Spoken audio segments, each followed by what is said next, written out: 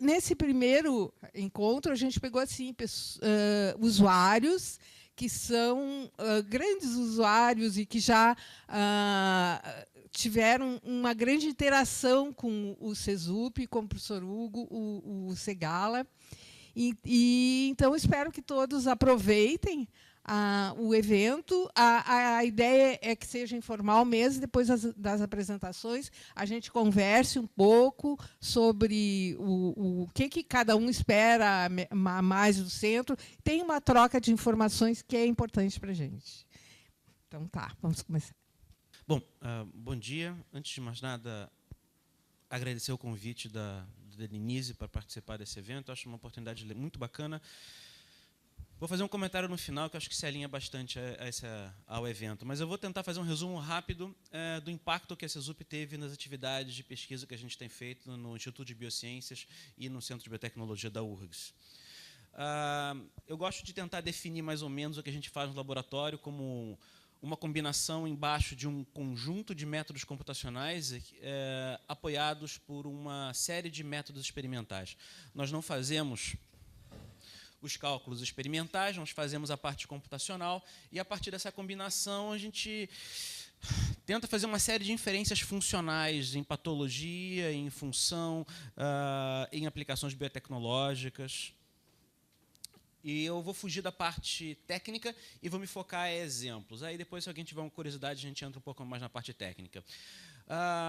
Acho que uma questão fundamental é que todos os processos que regem nossos organismos, seja saúde, seja patologia, são determinados em nível molecular.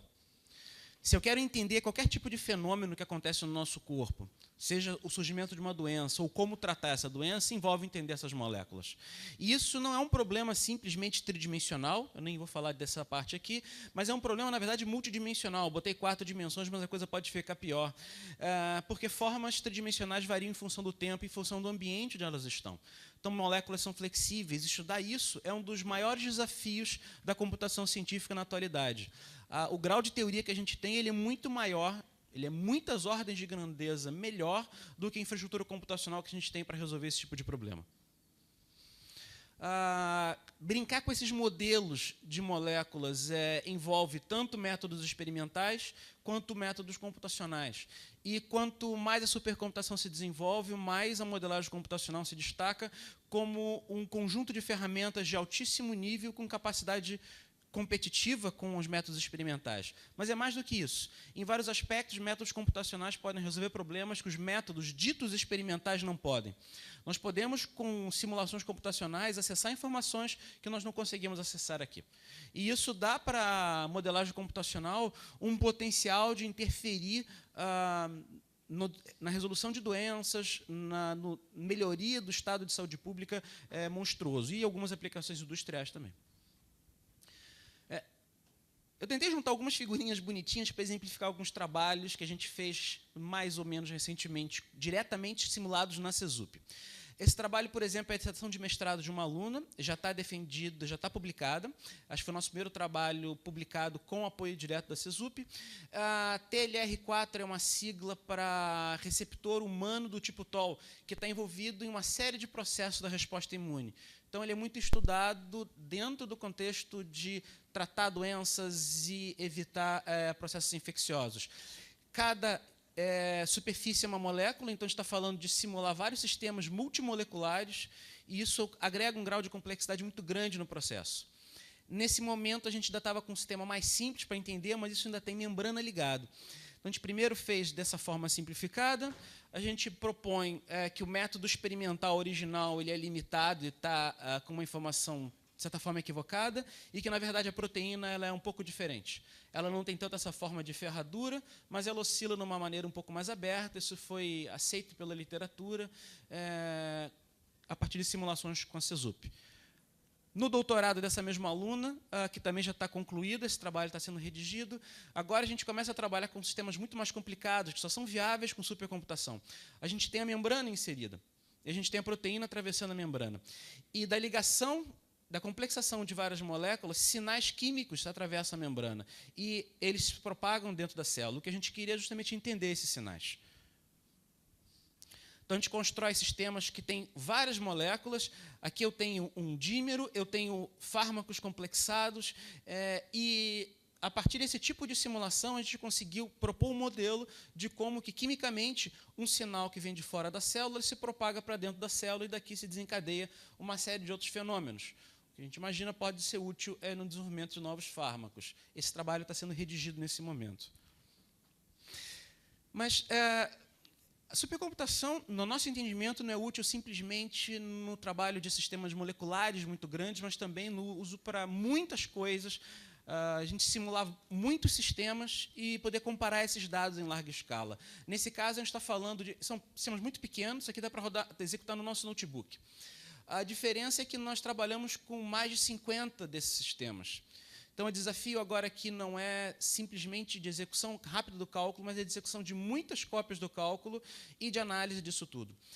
Isso é importante porque isso é chamado de grampo lipídico, é como se fosse de um grampeador mesmo, e permite que a gente estabilize uma hélice que normalmente seria desfeita, e está se estudando isso como também uma forma de criar novas geometrias para a interação com fármacos, para exercer papel de fármacos.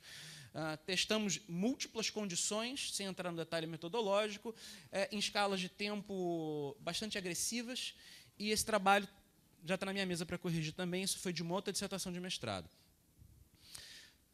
A gente tem movido cada vez mais para sistemas moleculares mais complexos. Essa é uma outra proteína que a gente estuda em termos de engenharia de proteínas.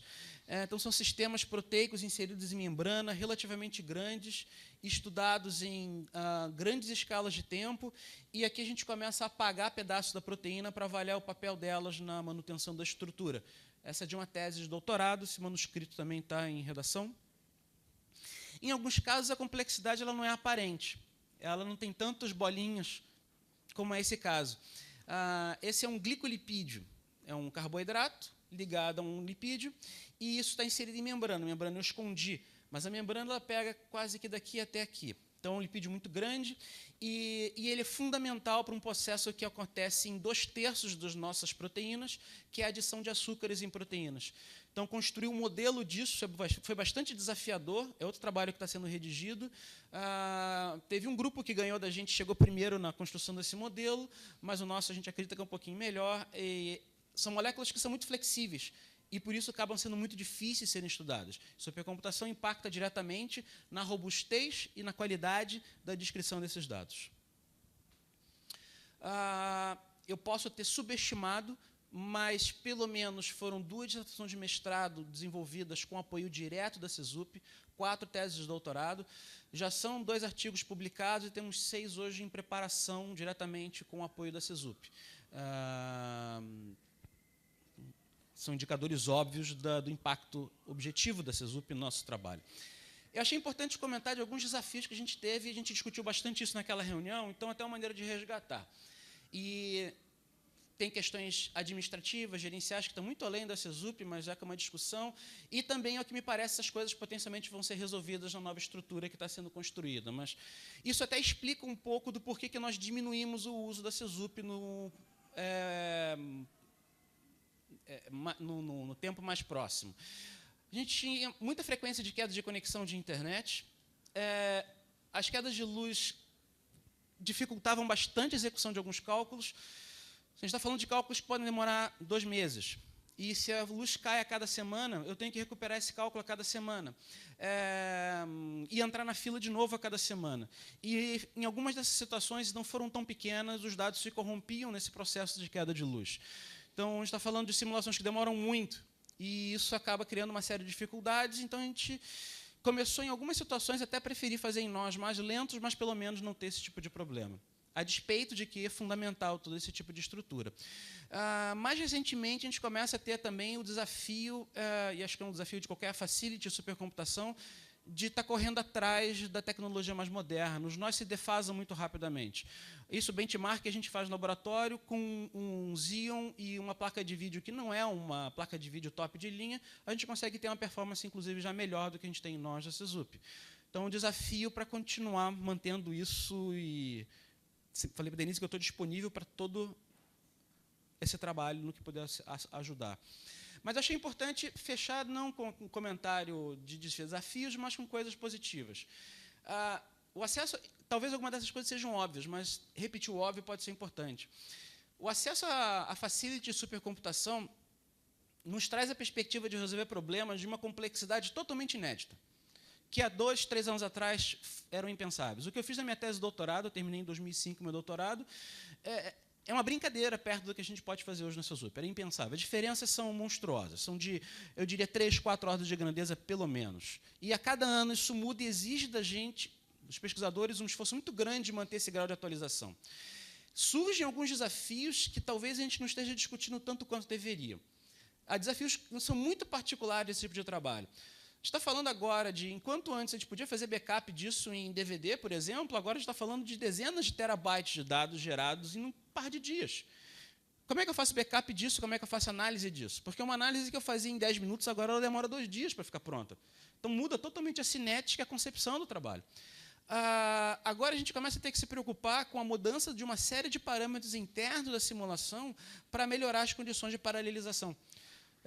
Mudança de parâmetros que não faziam nenhuma diferença no nosso cálculo no nó isolado, agora eles fazem diferença na paralelização no supercomputador. E essa é uma forma diferente de lidar com a metodologia. Mas, para terminar, eu comentei isso com o diretor do LNCC quando o Santos Dumont estava sendo ligado, a gente tem usado bastante lá também.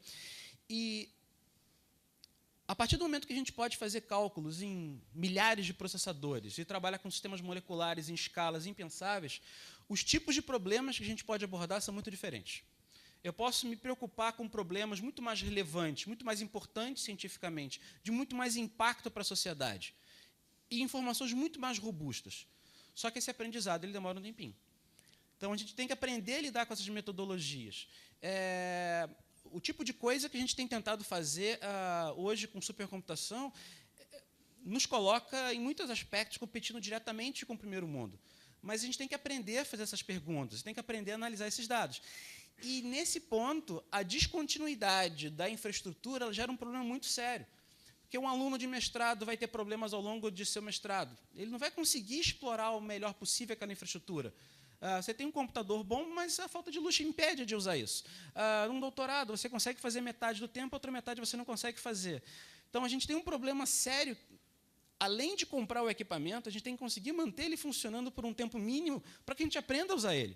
E isso vai demorar. A gente vai demorar 1 ano, 2 anos, para que uma pessoa comece a conseguir refletir sobre as potencialidades desse equipamento e usar ele na sua melhor forma possível. Então, esse é um desafio que eu acho que surge a partir do momento que a gente tem acesso a esses equipamentos. Uso, em geral, no final, mas está sempre a SESUP junta, porque, em várias situações, tem sido fundamental para o trabalho que a gente tem feito. Só para dar alguns exemplos para vocês. Obrigado, gente. Registro, então, agora também a presença da professora Adriane e convido para subir aqui para nos apresentar, então, um pouco do seu trabalho.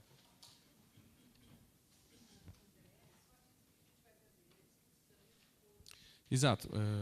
Nós programamos as perguntas e a conversa mais informal depois dessas apresentações breves aqui dos palestrantes. Bom dia a todos. Primeiro, muito obrigada pelo convite de vir aqui para a comemoração dos 25 anos do SESUP. Para nós, da Escola de Engenharia, uma infraestrutura muito importante no desenvolvimento do trabalho.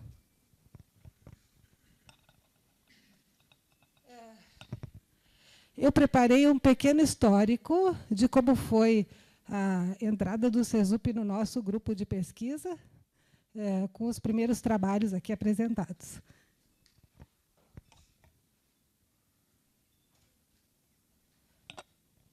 O assunto do nosso grupo de trabalho é escoamentos turbulentos. A gente estuda escoamentos turbulentos.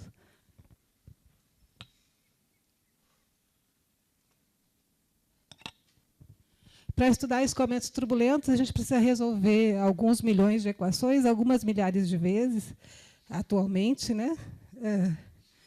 Inicialmente, se resolvia algumas dezenas ou centenas de equações. Então, o nosso primeiro trabalho com o SESUP Houve uma pequena desconfiguração, mas acho que vai dar para acompanhar. Tá? Foi o meu trabalho de mestrado que eu concluí em 1993.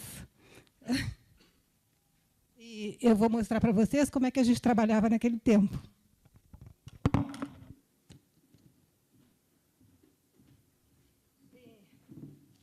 Em 93, era assim que a gente fazia uma página de dissertação de mestrado sobre CFD.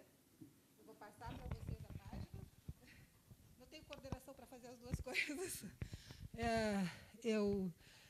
A gente tirava fotos das telas do computador para montar algumas páginas de visualização do escoamento. Deixa eu passar. Sim, é uma foto mesmo. Uma máquina fotográfica. Pode ver que ela está revelada e colada na folha, né?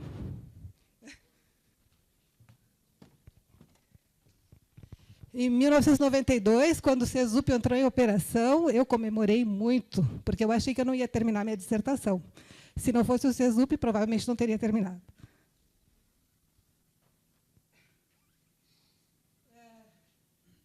Alguns números aí, a gente resolvia algo como 1000 equações no máximo, né? Em 1993, com o CESUP. Né?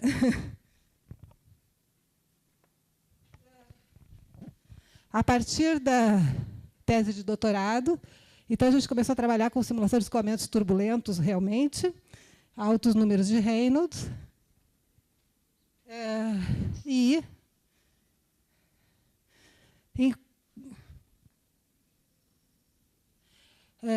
desafiando, digamos assim, o que a gente tinha de tecnologia e de infraestrutura, tentando resolver problemas como esse, que é uma imagem experimental do escoamento em torno de uma esfera, com todas as suas estruturas turbulentas.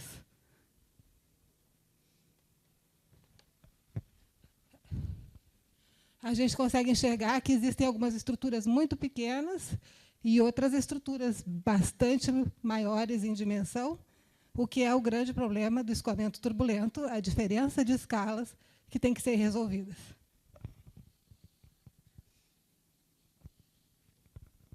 Essa é outra imagem muito bonita do escoamento em torno de uma meia esfera, onde dá para enxergar essas pequenas estruturas turbulentas aí se desenvolvendo. Em 2000, início dos anos 2000, no doutorado, a gente começou a fazer simulações dessas estruturas turbulentas em diferentes escalas, usando o CESUP. Tem um grande vórtice aqui, com outros pequenos contidos no interior. Né?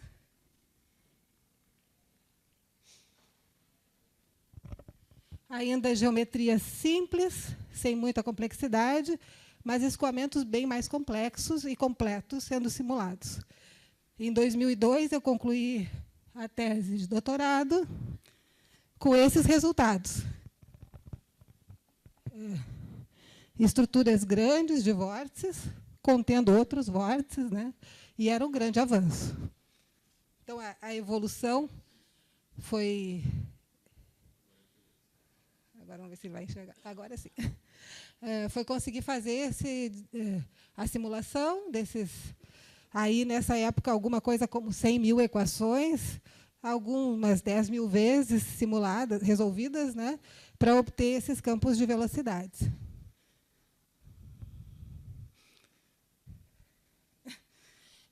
Alguma coisa como 3 meses de simulação para ter esse 2 ou 3 segundos de resultado, né, da vida real.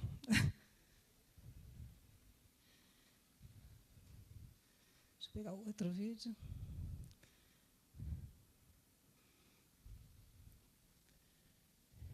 Agora, está um pouquinho acelerado aqui nesse computador, mas é a mesma ideia da simulação das diferentes escalas da turbulência, num degrau, ainda uma geometria bastante simples.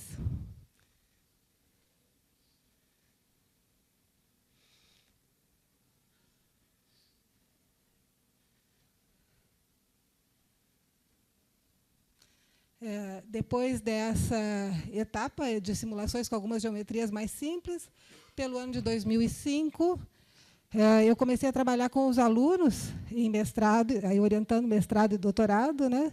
E aí a gente conseguiu evoluir. Obrigada. Para geometrias mais reais.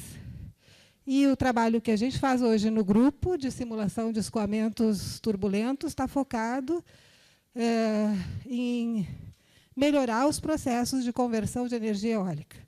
Então, o foco é simular turbinas eólicas em operação, como essa, obtendo o comportamento, o desempenho aerodinâmico, aprimorando a forma aerodinâmica a partir das simulações numéricas. Se trabalha na simulação da turbina, bem como e obtenção das forças aerodinâmicas, torque, mas também nas simulações. Bom, o desafio ainda é grande, porque nem todos os resultados ainda batem com o experimental, mas a gente continua trabalhando nos modelos, tentando chegar nos resultados, simulando condições de laboratório e condições de operação em campo real. Aqui, para ter uma ideia do aumento da complexidade, a pá da turbina em operação, então girando, convertendo energia, a distribuição de velocidades, que, no final, é o que produz o torque, né? E vai conseguir converter essa energia em energia útil. Aqui alguns detalhes da simulação do escoamento sobre uma turbina Savonius, uma pequena turbina eólica. A gente pode ver que aumentou muito a resolução, né, em relação àquele resultado de 93. Né? A gente conseguiu avançar muito e obter muito mais informações. E, inclusive, hoje a gente consegue fazer a simulação do escoamento no terreno com a turbina em operação no terreno complexo. Então, o vento modificado pelas estruturas, pelos morros, pelas cidades, pela ocupação do solo, é simulado, e esse resultado é aplicado na turbina para saber o que realmente vai se conseguir de conversão com a turbina em operação numa região real, né? Não de laboratório. A gente trabalha muito com experimental, comparação experimental, em colaboração com o Laboratório de Aerodinâmica da Construção, coordenado pelo professor Assir, né? Fazendo simulações experimentais e numéricas, tentando bater os modelos.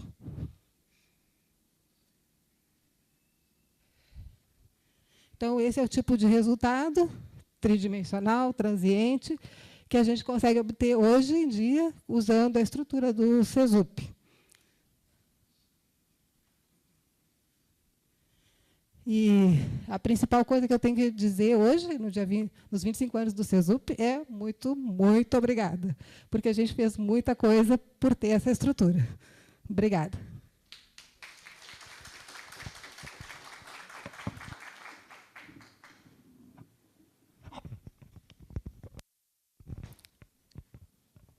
Obrigado, professora Adriane. Então, chamamos o professor Maximiliano, Instituto de Química. Bom, bom dia a todos. Sou o professor Maximiliano, do Instituto de Química da URGS. É um prazer estar nos 25 anos do CESUP.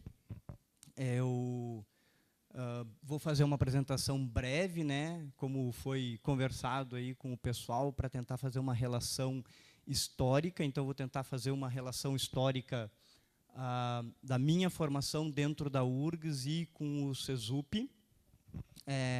Agradeço muito o convite, agradeço ao grupo de funcionários do CESUP, em nome da Denise e do Luiz Fernando, que, desde a minha época de graduação, quando eu fazia, lá em 95, álgebra linear e probabilidade estatística, aqui no prédio novo da Escola de Engenharia, ou seja, onde o CESUP está no subsolo, e os ventiladores do CESUP, né, da refrigeração do CESUP, tornavam praticamente impossível a realização da aula. E, na verdade, enquanto os colegas ficavam muito tristes com aquela barulheira, eu ficava muito feliz, porque eu sabia que, se o barulho parasse, é porque as máquinas tinham parado e o meu trabalho tinha parado. Então, e eu fazia, né, essa empreitada de estudar na Escola de Engenharia. No final do dia, passava, descia lá, conversava com o Luiz, resolvimos muitos problemas ainda na época do primeiro CREI, né? Não tinha acesso remoto naquela época. O acesso remoto que existia no campus do Vale era um VAX no Instituto de Física. E, enfim, se tinha que trabalhar, tinha que vir ao CESUP, principalmente as visualizações que a gente fazia. Então, desde já agradeço ao corpo do CESUP, em nome dos dois, em especial o Luiz, que realmente foi de grande ajuda naquela época e até hoje, né? Então, vou fazer um histórico bem simples, e aí vocês vão entender um pouco, vou tentar demonstrar principalmente a complexidade das estruturas que a gente fazia na época, e o que a gente faz agora, e o que a gente quer fazer e já não tem espaço para fazer no CESUP. Então, o primeiro CREI do CESUP chegou em 92 na URGS, eu cheguei em 95, e o meu trabalho de TCC, né, fiz a minha graduação lá no Instituto de Química, e o meu TCC foi gerado a minha primeira publicação, essa de 99. E, na época, o que a gente fez foi, eu vou mostrar um pouco mais para frente, trabalhar com métodos semi-empíricos para estudar estados excitados de uma única molécula. Na época, a gente usava o Unicam, né, que era o software fornecido pela CREI. Aliás, talvez o melhor software de visualização química que eu já tenha visto na minha vida. O Unicam é muito bom, ele se transformou, hoje em dia ele é muito caro, ele não tem mais esse nome, muito caro e não tão bom assim. Mas eram métodos semi-empíricos, né? Métodos semi-empíricos são métodos que usam, então, dados experimentais para simplificar enormemente os cálculos. Ok? Então, mesmo um trabalho desse com métodos semi-empíricos era inviável nos PCs daquela época. Nessa época, o que a gente tinha no laboratório para escrever os experimentos eram uns 486, né, com 2 MB de memória. Eu falei 2 MB de memória, não errei, não eram 2 GB, 2 MB. Okay? Seguramente, o teu telefone celular é melhor do que isso hoje em dia. E, até curiosamente, existem hoje em dia softwares de simulação que rodam no celular, né? Enfim, a gente tem trabalhado um pouco com isso. Então, na época que a gente fazia, a gente tinha uma única molécula. Isso aqui é uma benzoxazola. Essa benzoxazola tem como característica absorver luz no ultravioleta. Essa absorção de luz no ultravioleta produz ela no estado excitado. Os estados excitados são difíceis de serem trabalhados quimicamente, computacionalmente é muito custoso, e no estado excitado ocorre uma reação intramolecular, onde esse hidrogênio pula, repara que ele pula do oxigênio para o nitrogênio. Isso muda consideravelmente a estrutura eletrônica da molécula, e fazendo isso modifica a distribuição de carga na molécula, onde pontos escuros significam aumento da densidade eletrônica, e esse aumento da densidade eletrônica do nitrogênio que faz o próton pular. Na época, o que a gente fazia? A gente tentava correlacionar o valor do pico de absorção, o experimental, com o teórico, né? Ele funciona relativamente bem, apesar de ter algumas restrições aí a respeito, estatísticas a respeito desses pontos e tal, mas não vou entrar nesse detalhe. Repara que era uma única molécula e nós tentávamos fazer a correlação de um único valor de energia. Em 98, com a instalação do T90, isso mudou significativamente. significativamente. Vocês vão observar que o número de moléculas e o tamanho das moléculas muda consideravelmente quando o T90 entrou em operação. Bom, ainda trabalho da minha graduação. Na época eu já estava na Unicamp fazendo minha pós-graduação, mas publicamos ainda mais 3 artigos com recursos do CESUP, usando o T94. Nós temos 2 Chemical Physics, uma de 2001 e uma de 2004, que eu vou mostrar elas juntas, e esse Journal of Material Chemistry, que é bastante interessante, porque com ele, ou nele, né, tiveram a participação de 2 pesquisadoras espanholas, e acredite, as espanholas vieram para o Brasil nessa época porque tinha o CESUP. Eu vou mostrar por quê. Então, no primeiro Chemical Physics, nós tínhamos um esqueleto base, ok? É trabalho teórico e experimental. Nós tínhamos um esqueleto base, e nesse esqueleto base, nós fazíamos várias substituições, várias. Não se preocupem em entender, possivelmente não dê para enxergar, mas era só para demonstrar para vocês aqui que nós temos 18 moléculas. Então, enquanto o primeiro artigo do YMIP trabalhava com uma molécula, aqui a gente tem 18. A 06, a BO06 aqui, ela se destacou por vários motivos, e nesse caso a gente fazia cálculos de hiperpolarizabilidade das moléculas, né? Que, afinal de contas, quando tu põe um campo elétrico na molécula, como é que a distribuição eletrônica dela se movimenta. Ok? Então, essa é o primeiro salto que dá para se observar quando se sai do YMP e vai para o T90. Bom, aquela estrutura, a B06, é essa aí, e ela gerou um segundo artigo com uma única molécula, só que a essa molécula, então, a gente usou métodos bem mais avançados. Então, o que eu quero chamar a atenção aqui é que o T90 realmente abriu a possibilidade de a gente trabalhar com muitas moléculas, ou quando trabalhando com uma única molécula, fazer isso de forma expressiva. É importante dizer que, no começo, ou para os cálculos semi-empíricos, as etapas limitantes são essencialmente diagonalizar matrizes muito grandes, muitas delas instáveis numericamente. Hoje em dia, para o trabalho que a gente faz, o desafio é calcular um número muito grande de integrais de forma numérica.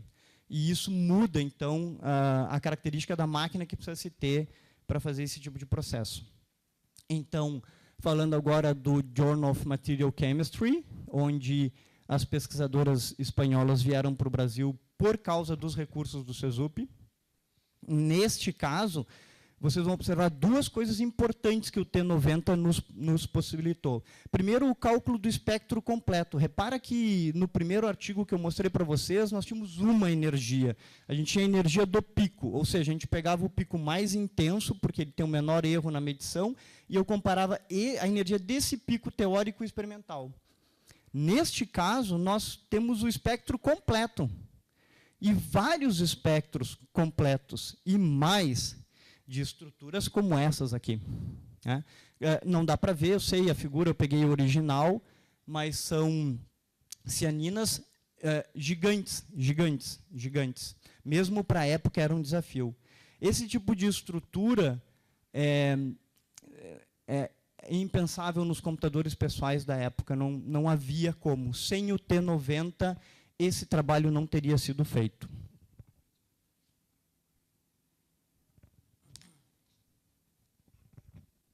Enfim, dando seguimento, então, de 99 a 2001, eu fiz meu mestrado na Unicamp, e nesse mestrado da Unicamp nós produzimos um artigo com recursos do CESUP, e para mim foi importante porque, mesmo estando na Unicamp, eu acabei mantendo o meu vínculo com a URGS através do centro. Né?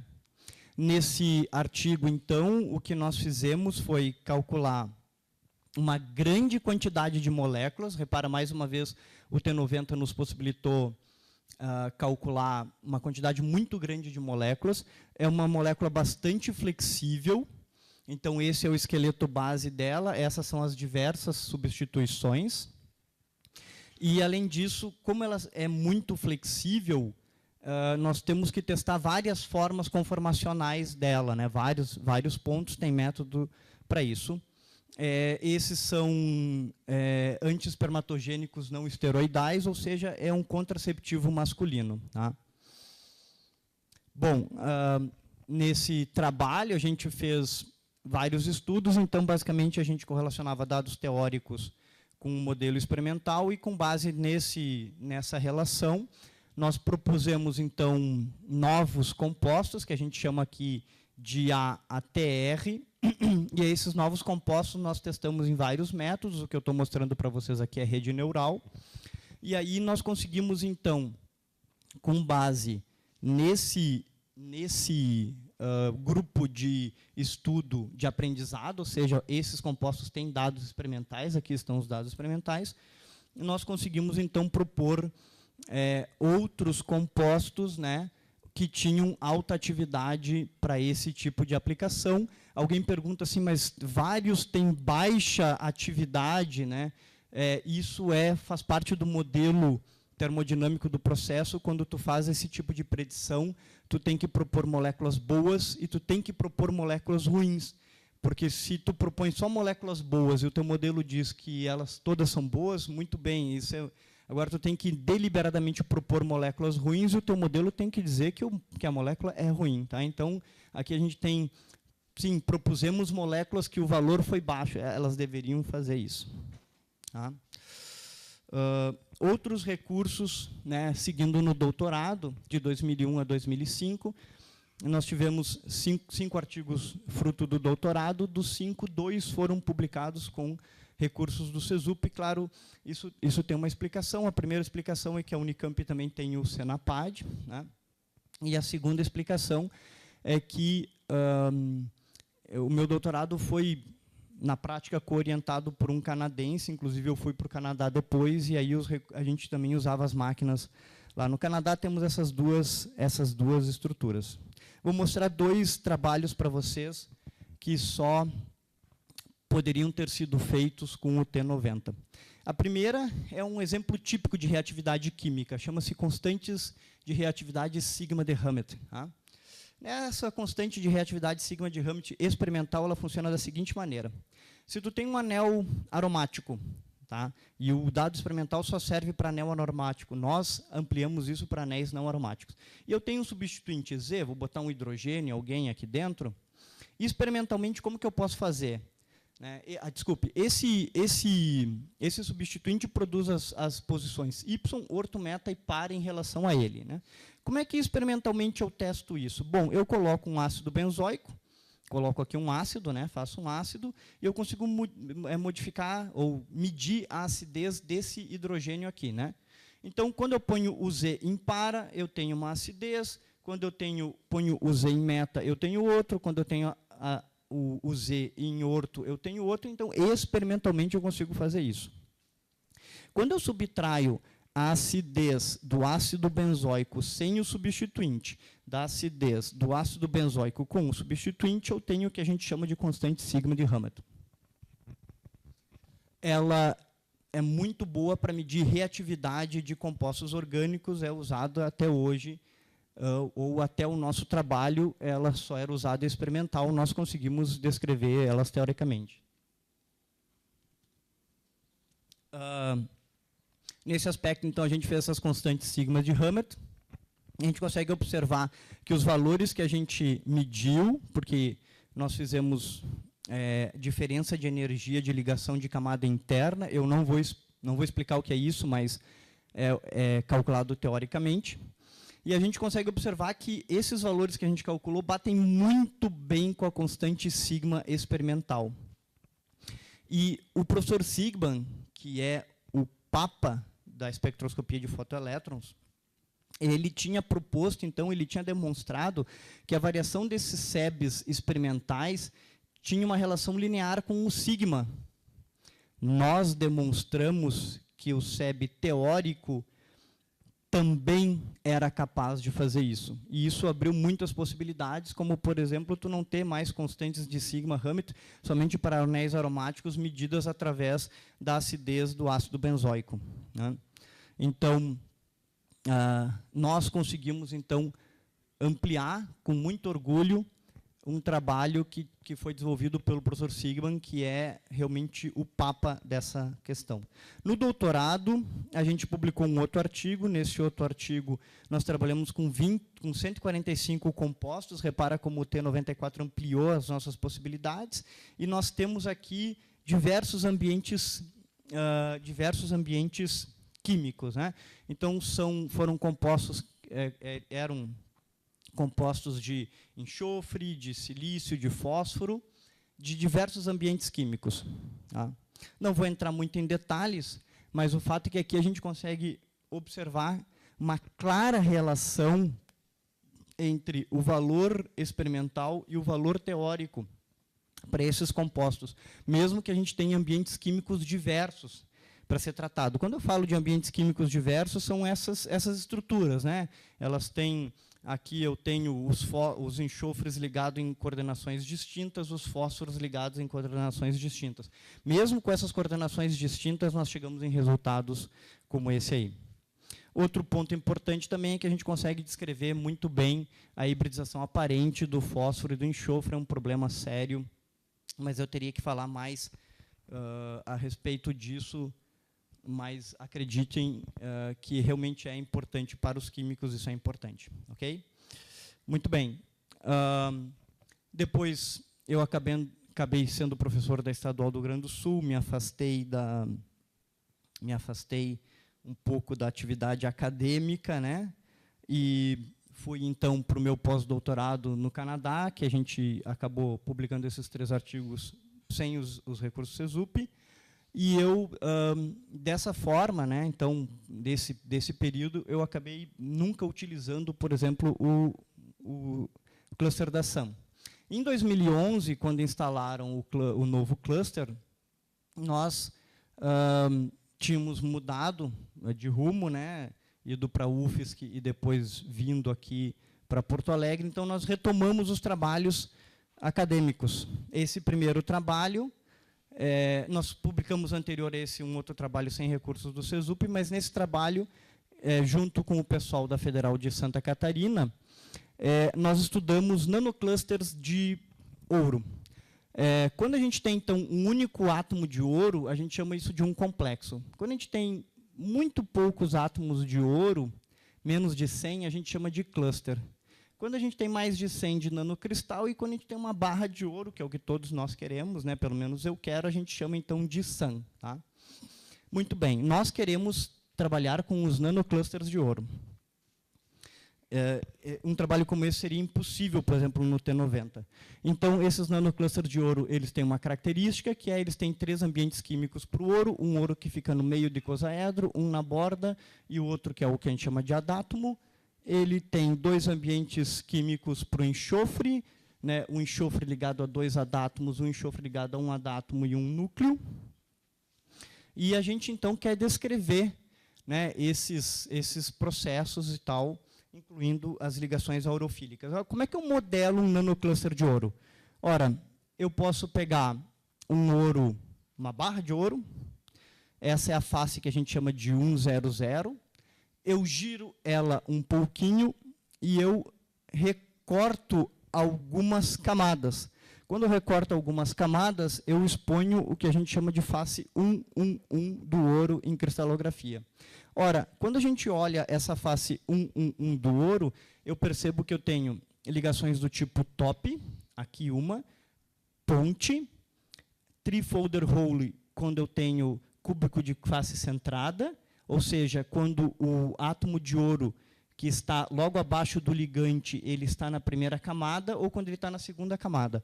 Quando a gente olha para isso, a gente percebe que é muito, muito, muito parecido com aquele núcleo do complexo de ouro que tem lá dentro. Então, a gente consegue observar esses tamanhos de ligação para o complexo experimental e para os adátomos, e a gente consegue observar esse tamanho de ligação para o modelo que nós estamos propondo.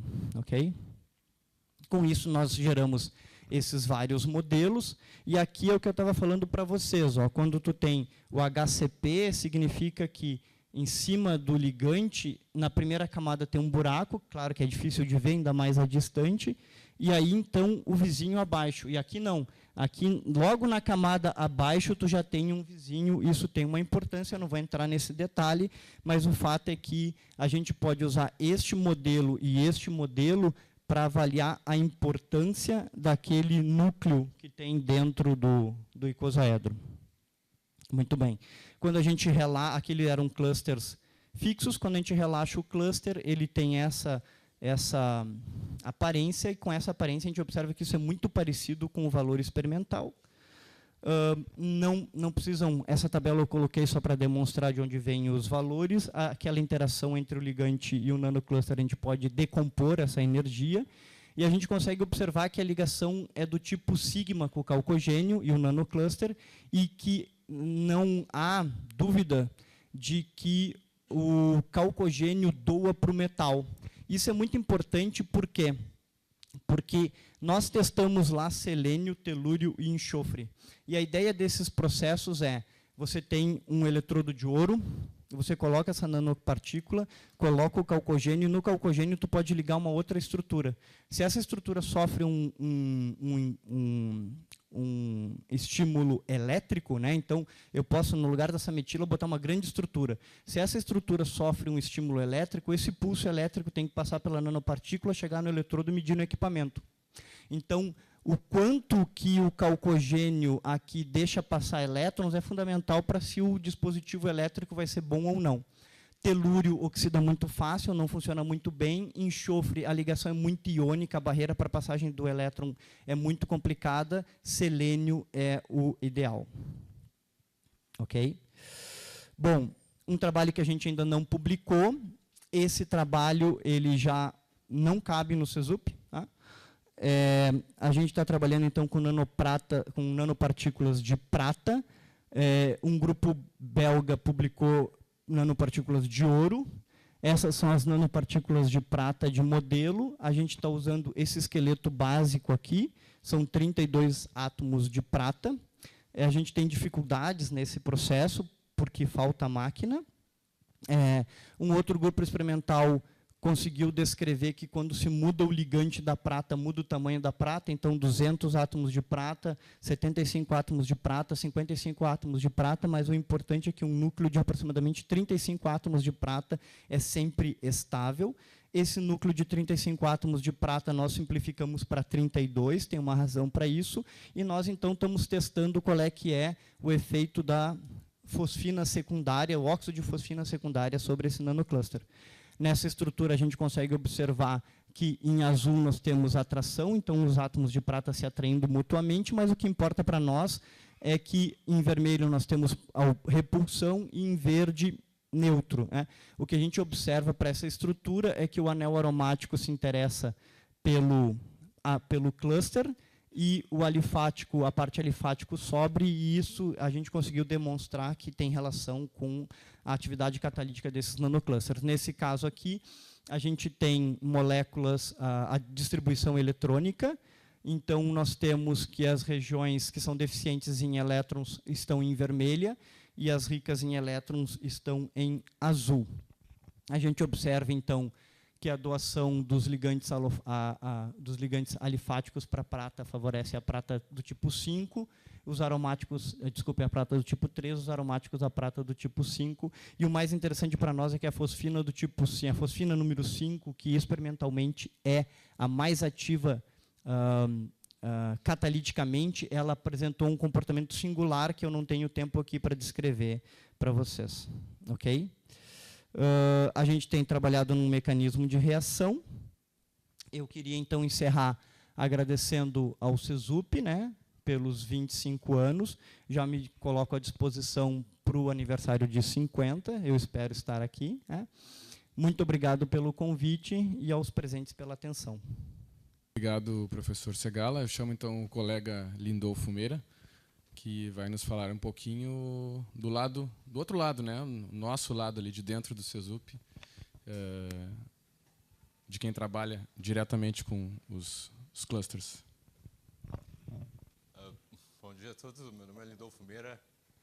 Eu sou físico de formação, mas trabalho como analista de tecnologia em processamento de alto desempenho e trabalho no CESUP já há 9 anos. Eu fui convidado hoje para falar para vocês sobre os softwares que a gente desenvolve ali no CESUP. E eu queria falar de 3 deles. O primeiro está relacionado à gestão das contas dos usuários esses, como os palestrantes anteriores. E os outros 2 estão mais relacionados à gestão da infraestrutura. Esse primeiro software, que a gente chama de Accounts, ele é um sistema autônomo, ele é não inspecionado e ele gerencia todo o processo de abertura de contas no CESUP.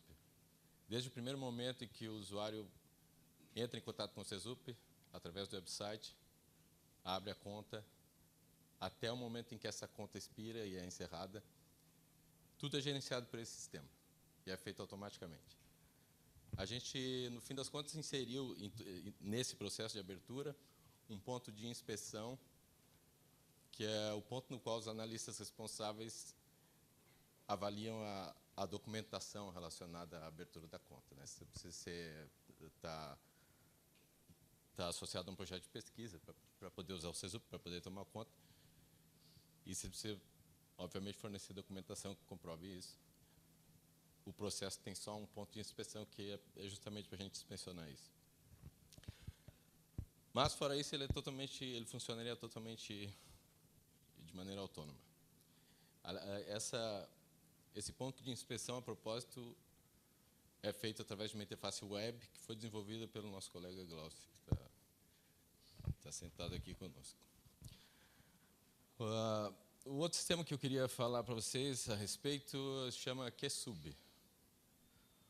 O QSub, ele atua na interface entre o usuário e o sistema de filas da máquina. Esse tipo de ambiente do CESUP, ele tem esse tipo de software que a gente chama de sistema de filas, que gerencia a distribuição coordena a distribuição dos recursos computacionais para as várias aplicações sendo rodadas na máquina. Sabe, são várias aplicações rodando ao mesmo tempo, e na medida em que o conjunto dessas aplicações demanda mais recursos do que a máquina dispõe, é necessário um sistema de filas para que você possa despachar sua tarefa. Ela não pode ser executada naquele momento, mas no momento em que possa, o sistema faz isso automaticamente. Então, esse sistema de filas, esse já vem com a máquina, ele gerencia toda essa coisa.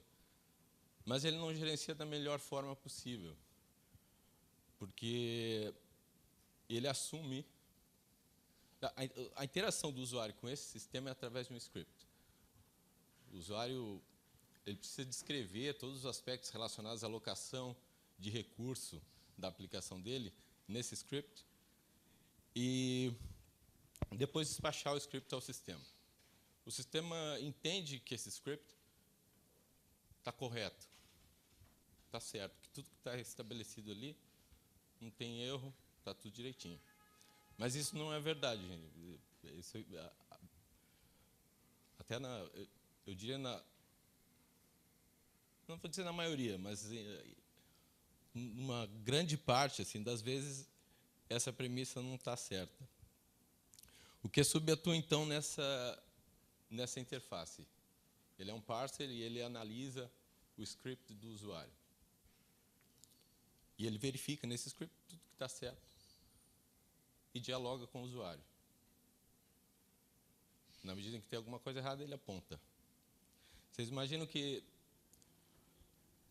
no nosso ambiente, a espera no sistema de filas pode ser da ordem de semanas até.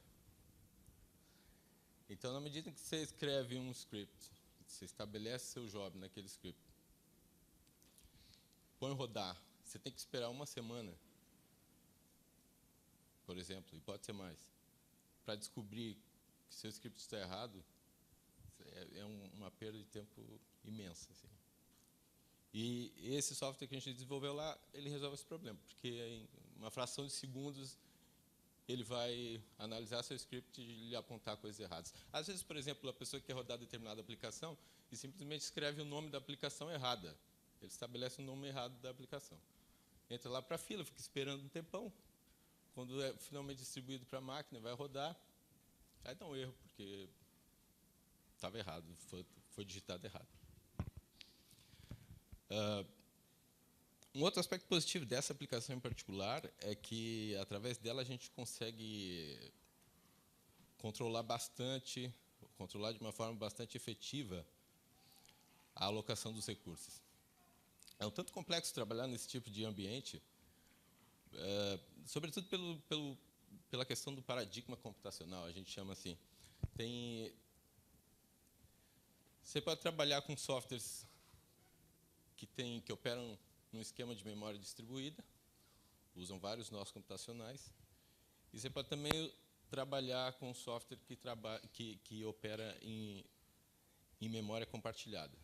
Então, tem só uma máquina e todas as tarefas computacionais estão compartilhando o mesmo bloco de memória. E, às vezes, o usuário meio que se confunde com essas coisas aí. A gente tem usuários que, por exemplo, podem imaginam que o software não precisa ter nenhuma característica especial para rodar numa máquina dessa, que não é verdade. Então, eu posso ter um usuário que, desavisadamente, dispara um job que opera serialmente, mas, para esse job, ele alocou 256 processadores, por exemplo. O sistema de filas desse tipo de máquina, pelo menos esse que a gente tem um bem bom, ele não se preocupa com isso. Ele alocaria os 256 processadores para essa tarefa e a pessoa ia estar usando só um processador. O nosso QSub, ele não permite que isso aconteça. E, na medida em que ele não permite, a gente começou a ter uma utilização de recurso bem mais eficiente aqui no CESUP. Porque antes que isso aconteça, a gente atua, verificando os scripts, verificando os jobs dos usuários e atuando antes que o job entre em processamento. E tem uma outra ferramenta que eu queria falar para vocês, que a gente desenvolve ali no CESUP também, que chama Check. Uma ferramenta multipropósito que a gente usa para monitorar o status do que está acontecendo na máquina. Então, aquele modelo, o modelo de cluster, nesse tipo de ambiente, você conecta num nó de processamento, num nó que a gente chama de conexão, e esse nó está conectado a uma série de outros nós que a gente chama de nós de processamento. E como o número de máquinas é grande, a gente precisa, na medida em que tem que monitorar tudo que está acontecendo, e tudo acontece ao mesmo tempo, a gente precisa de uma esperteza, uma inteligência no monitoramento. A ferramenta que a gente tem, que é a que veio com a máquina, se baseia pesadamente em inspeção visual. Nós temos vários gráficos numa tela, e esses gráficos nos dizem coisas a respeito do funcionamento da máquina. Mas já nesse ponto a gente teria um problema. O Luiz, por exemplo, não consegue usar essa ferramenta que precisa de inspeção visual. Essa ferramenta que nós desenvolvemos, o Check, ele nos livra dessa necessidade. Ele tem uma determinada inteligência embutida, no sentido em que ele já foi programado para fazer exatamente ou para se importar exatamente com as coisas que são de fato relevantes para a gente. Eu vou tentar mostrar para vocês aqui alguma coisa. Só um segundo.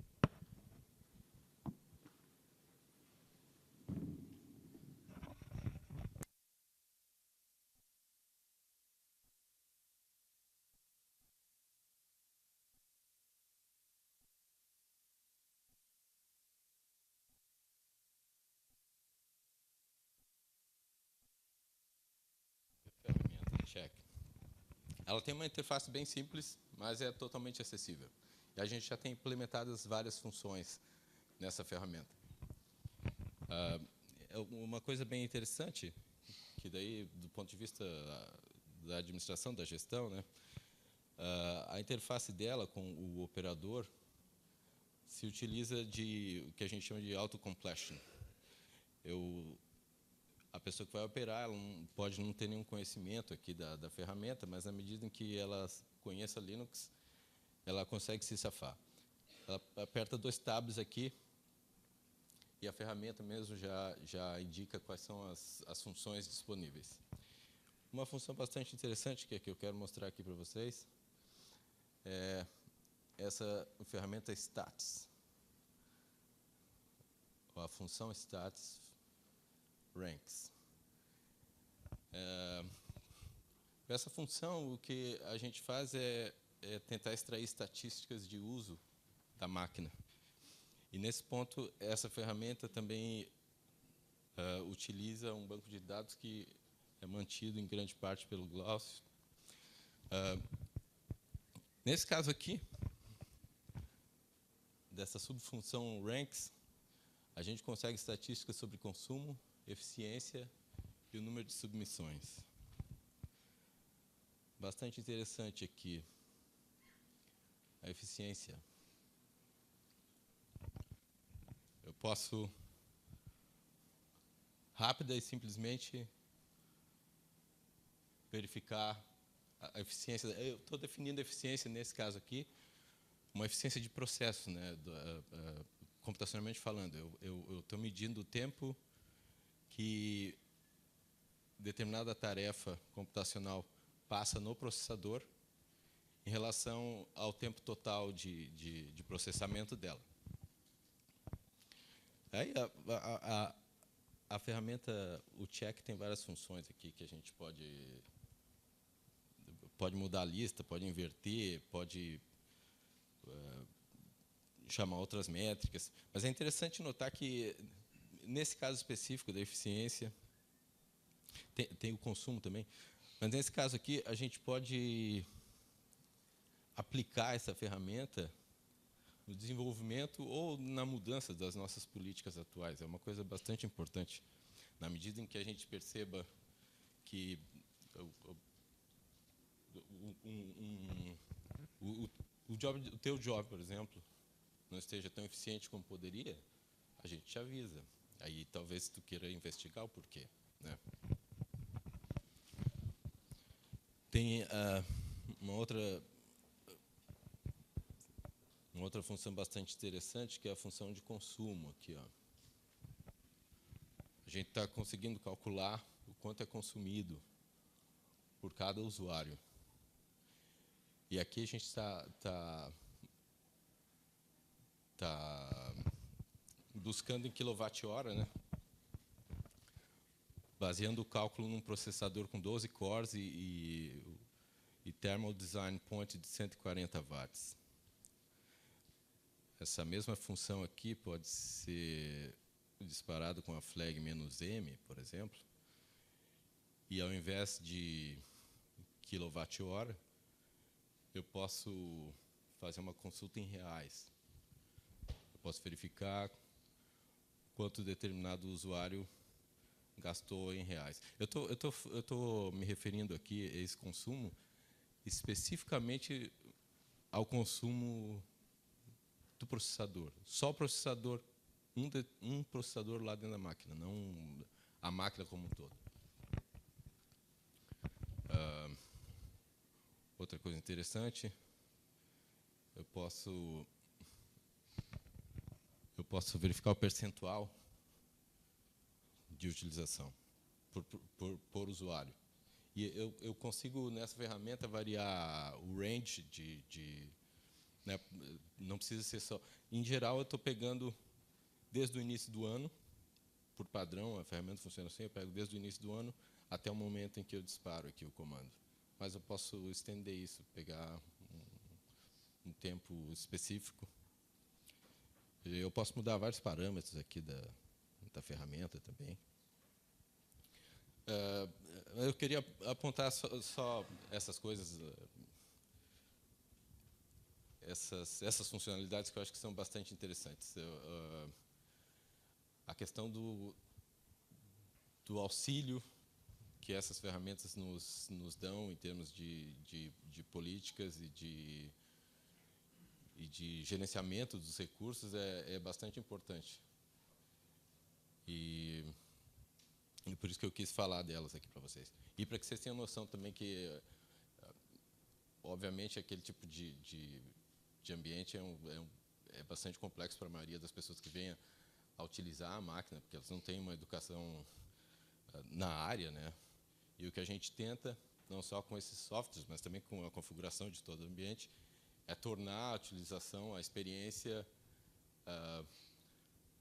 mais transparente possível, menos complexa possível. Muito obrigado.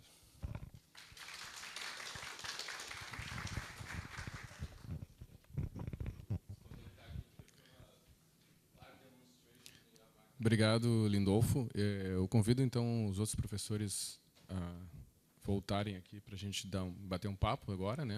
Não sei se alguém tem... Denise? Bom, o pessoal pode começar a subir ou conversar aqui mesmo. Bom, em primeiro lugar, eu quero esclarecer que a gente não combinou nada para ninguém dizer que era muito importante o CESUP para essa pesquisa. Foram realmente os usuários que a gente tinha mais contato, que já estão há um tempo usando. Eu queria começar a conversar com aquelas questões colocadas pelo professor Hugo. A primeira era da internet, e aí essa culpa não é do CESUP, porque o campus teve um tempo que era terrível o acesso lá, caía muito, etc. A segunda, dos frequentes caídas de energia aqui. O nosso no-break tinha já quase 25 anos, mas, por incrível que pareça, ele foi um no-break que foi importado dos Estados Unidos pela CREI para a gente, porque a máquina instável como estava era terrível. Era pior do que os clusters, o que acontecia com o CREI cada vez que caía energia, e as paradas não eram programadas. Então, olha, foi kafkaniano, porque assim, ainda tinha, era um bom no-break, ainda tinha como arrumá-lo, custaria por volta de R$20 mil. Só que nós temos toda uma burocracia que, infelizmente, nós estamos sujeitos. Então, assim, apesar da empresa que faria o conserto ser a única possível, tinha a carta de exclusividade, tem uma resolução do governo federal, de auditoria, enfim, como é que é? Do TCU, que diz que tem que provar que não está superfaturado aquele serviço. Só que o no-break de 25 anos quase não existia mais nenhum aqui no país que estivesse em funcionamento. Logo, não tinha uma nota fiscal para a empresa provar que não estava sendo superfaturado. Bom, resultado, nós tínhamos que comprar um no-break novo. Aí todo aquele processo de fazer... o professor Rudinei, coitado, tentava me ajudar de todas as formas, mandava e-mail. E aí, agora, amanhã, nós teremos outra parada, dessa vez programada. Por quê? Porque a empresa que veio aqui e colocou o no-break, nós estamos há mais de meio ano usando sem ter pago nada, porque o no-break listado era de 150 kVAs e eles entregaram um de 120. E a gente falou, enquanto não trocar, não pagamos. Então, finalmente, eu acho que agora... e depois que o no-break foi instalado, tudo bem, estraga o gerador. Agora também foi consertado, e tudo é muito difícil de consertar, porque tudo muito antigo, não tem mais peça de reposição. Então, assim, a gente está ansiosíssimo para ir para a nova sede lá, que é o CIT, mas que ainda faltam recursos, e na atual conjuntura do país, não sei quando estará pronto. A segunda coisa é a falta de atualização das máquinas. Eu vou aproveitar que a gente tem aqui hoje o professor Gadelha, que é o diretor do LNCC, que gentilmente veio aqui para a cerimônia. E também o CESUP faz parte do SINAPAD, que é o Sistema Nacional de Processamento de Alto Desempenho, do qual ele é coordenador. O sistema teve meio parado, porque qual é a condição para se entrar no sistema? Toda a parte de infraestrutura, recursos humanos, tem que ser do órgão que está recebendo aquele centro, que a URGS tem feito, e muito bem, né? E a parte de atualização dos recursos de supercomputação, essa vem através do MCT, através do SINAPAD. Então, não sei se o professor Gadelha quer falar alguma coisinha aqui, aproveitamos que ele está por aqui para ver quais são as perspectivas. Porque a gente viu aqui o quão importante é cada vez que uma dessas máquinas são atualizadas para o pulo que podem dar as pesquisas. Eu aproveito para convidar os professores para voltarem aqui para cima, como a gente tem a transmissão pela URGS TV, fica mais fácil, o Lindolfo também, por favor, fica mais fácil ali quando a gente tiver outros esclarecimentos, dúvidas sobre as explanações anteriores. Bom dia a todos, muito obrigado pela referência. Na realidade, a questão financeira, a questão de recursos no país está dramática. Hoje mesmo saiu pela Folha de São Paulo uma reportagem, uma matéria, no qual já está prevendo, caso haja a permanência da falta de recursos, na realidade, os institutos de pesquisa do Ministério deverão, de alguma forma, encerrar suas atividades já em outubro, setembro, outubro, né? Isso daí é uma previsibilidade no sentido de que, se não houver recursos adicionais vindo para serem liberados.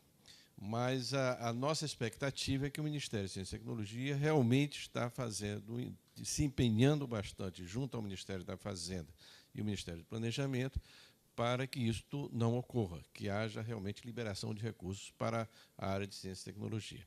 Então, neste momento, a gente falar em investir em algo novo é algo que é meio surreal. E realmente há uma reação até dizer, olha, nem pense nisso, nem neste ano, nem próximo, nem no ano seguinte, por causa da chamada lei do teto. E o que é a lei do teto? Que diz que você só pode gastar um determinado ano o que você gastou no ano passado, né, corrigido pela inflação. Então, isso significa que, como este ano nós estamos gastando muito pouco, no próximo ano continuaremos gastando muito pouco, ou estando, na realidade, na beira da sobrevivência das instituições de pesquisa. Então, essa é uma situação dramática que está atravessando o país. Nós não sabemos quanto tempo isso vai persistir, se essa lei do teto vai continuar por 20 anos, como é o desejo, digamos, da área econômica, e, portanto, nós estamos num mundo ainda meio imprevisível. Com relação à questão do SINAPAD, o que ocorreu é que houve realmente, em 2014, 2015, aliás, era um processo já de longa data, desde 2008, 2009, havia um processo do governo brasileiro junto ao governo francês de cooperação científica, mas era na época em que o Brasil iria comprar os tais caças franceses. Então, havia uma boa vontade, digamos, do governo francês para abrir portas para uma cooperação com o governo brasileiro. Tá certo?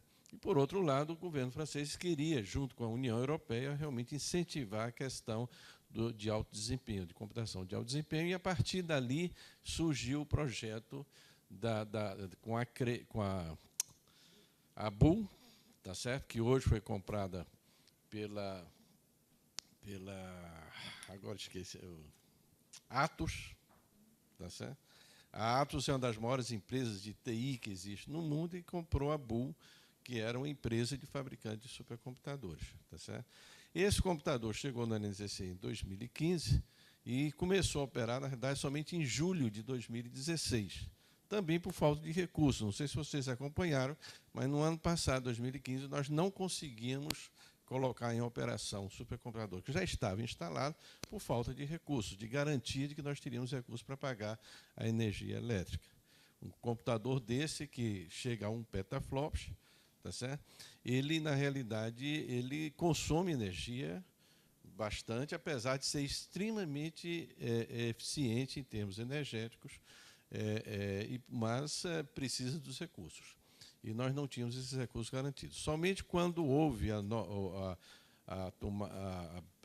liberação do teto de déficit público pelo Congresso, quando o Temer assume, tá certo? Eles liberaram 170 bilhões, hoje estão liberando 20 bilhões, mas na época era 170, aliás, não, 150 esse ano. 170 bilhões, a meta era 130, eles botaram mais 20, ficou 150. Mas no ano passado eles liberaram 170 quando o Temer assume. Então, somente aí nós recebemos os recursos para poder botar o supercomputador em operação e, portanto, nós temos um pouco mais de um ano de operação do Santos Dumont, que é o supercomputador do LNCC. Uma das preocupações que nós temos é exatamente o upgrade de todos os centros do Sinapad, mas isso está realmente eu tenho conversado com o pessoal da FINEP neste sentido, tá certo? Mas é esse clima de que não há recursos, não há previsão. A FINEP tem uma lista de projetos grande em que eles precisam receber os recursos para atender e por enquanto, essa questão dos supercomputadores ainda está, digamos, numa lista sem grande prioridade. Houve uma chamada para laboratórios multi-institucionais. A Unicamp ganhou, o LNCC eles disseram que não caberia ao LNCC, e eu acredito que vocês também eles disseram que não caberia, mas, de alguma forma, foi, eu acho que muito uma questão interna da FINEP de pegar um ou outro e atender a Unicamp de uma forma muito limitada. Tá certo? Nós estamos realmente numa situação difícil, principalmente porque nós consideramos que a supercomputação é fundamental para que a ciência e tecnologia do país, e como foi demonstrado nas várias apresentações de vocês, tenham realmente digamos, crescimento ou a capacidade de realmente realizar pesquisas de alto nível ou de fronteira. Tá certo? Então, essa é a situação hoje que nós estamos, e conheço bem o drama seu com os no-breaks, porque o LNCC também tem um no-break de 20 anos, então é complicado, realmente. Obrigado. Não sei se alguém quer comentar alguma coisa. E alguém mais tem alguma pergunta, algum comentário sobre o que os nossos palestrantes estavam mostrando anteriormente? Alguma dúvida sobre o funcionamento dos clusters? Eu tirei uma pergunta aos palestrantes. Eu vi que todos vocês falaram da questão da limitação do tempo, da capacidade computacional. Inclusive, ali na questão das proteínas, quando você estava falando foi você, né? Estava falando sobre a questão de proteínas, estava falando que levava alguns dias para poder fazer essa simulação. O Santos Dumont, como Sinapad todo, ele está acessível a todo o país. E nós temos aberto chamadas públicas, né, para o uso dele por toda a comunidade. A minha pergunta é se a internet para acesso ao Santos Dumont, ele hoje está em uma capacidade, digamos, de velocidade adequada para atender a vocês aqui. O que nós queremos, na realidade, é fazer com que o Sinapad, como um todo, ele se organize melhor em termos de, dado que um determinado centro não atenda em termos de velocidade ou capacidade a um determinado projeto, esse projeto possa utilizar a capacidade computacional de outro centro que esteja disponibilizado. Tá certo? Então, eu queria só verificar se há essa busca de vocês no uso de outros centros do Sinapad e se a internet está permitindo esse tipo de busca. Na verdade, a gente já tem 2 projetos aprovados na categoria Premium no Santos Dumont. Os primeiros trabalhos estão começando a sair. E hoje, com o Santos Dumont, a gente conseguiu, de fato, poder começar a simular coisas em nível de competição internacional. A gente está trabalhando com coisas que pouquíssimas pessoas no mundo estão trabalhando em termos de magnitude da dimensão do problema. Mas uma simulação mesmo no Santos Dumont com alguns, a gente faz o benchmark, alguns milhares de núcleos, demora algumas semanas para ficar pronta. E o que eu te falei, eu comentei em dias, é só para executar, na verdade, às vezes em dias para fazer o download dos arquivos.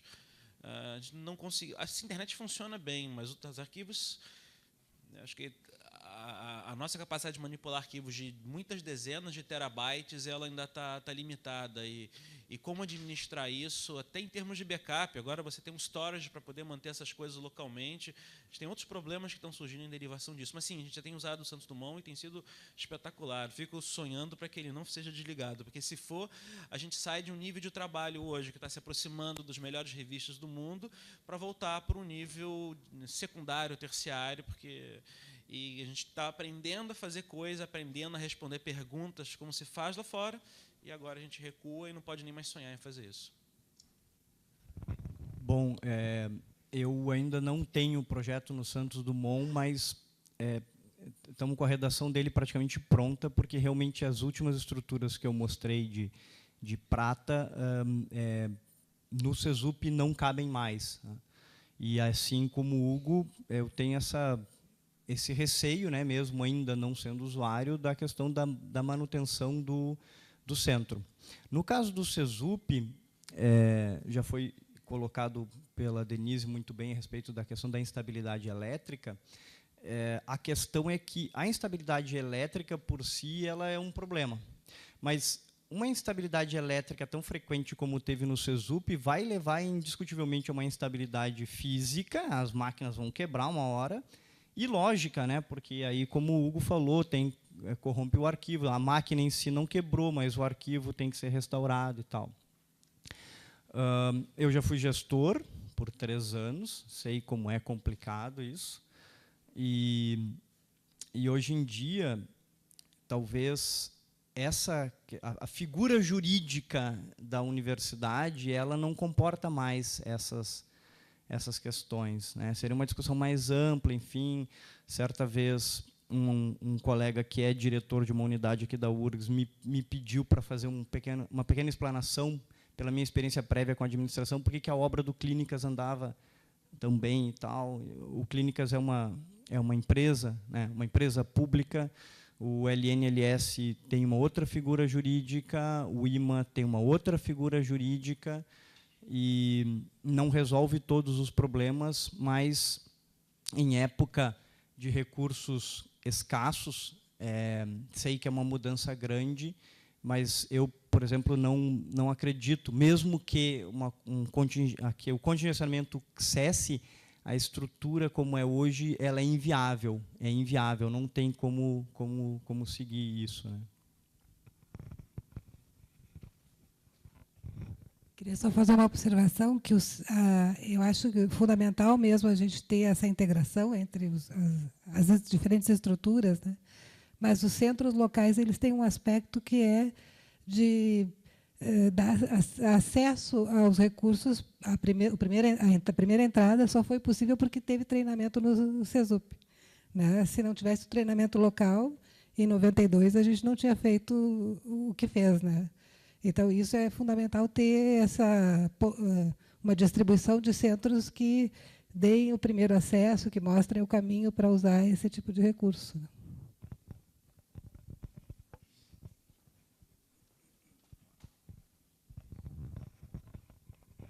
Obrigado. Alguém tem alguma dúvida, alguma pergunta a mais? Eu aproveito para lembrar que esse também é uma ocasião comemorativa, né? Então, é importante a gente apresentar tudo isso e trazer essas questões de dificuldade quanto à infraestrutura, né? Mas a gente lembra que, em tempos aí de enxugamentos, o CESUP tem, com essa estrutura toda, o CESUP tem 9 funcionários, né? Tem gente que imagina que é um grande centro com dezenas ou até centenas de pessoas. São 9 funcionários, sendo 5 funcionários da área FIM, né, que cuidam especificamente das máquinas e do atendimento aos usuários. E isso, de certa forma, remete ao início, né, quando aquelas 6 pessoas no início, né, a professora Liane Taroco está aqui presente, foi com aquele grupo para o treinamento lá na CRAE, nos Estados Unidos. E aquele núcleo inicial, de certa forma, é claro que nós tivemos já muitos bolsistas, né? Dezenas e dezenas de bolsistas.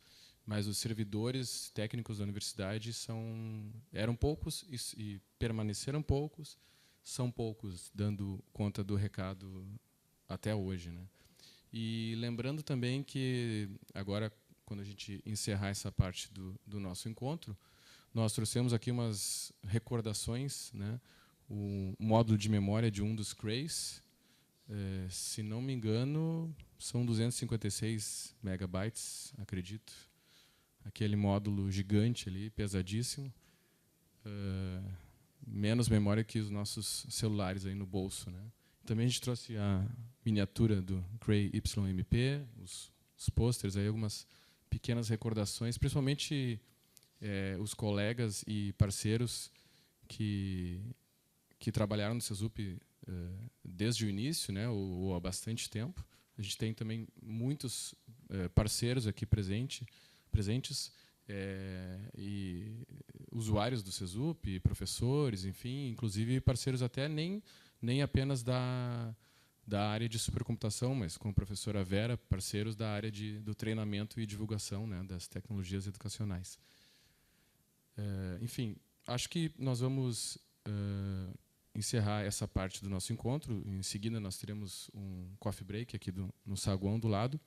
E eu peço, então, que a gente tenha uma lembrancinha aqui dos 25 anos para os nossos palestrantes. Que a Denise, então, por favor, entregue a caneca comemorativa com o selo que foi criado, que vai ser apresentado daqui a pouco, o selo comemorativo dos 25 anos do CESUP, que foi criado pelos alunos da Faculdade de Comunicação da Universidade.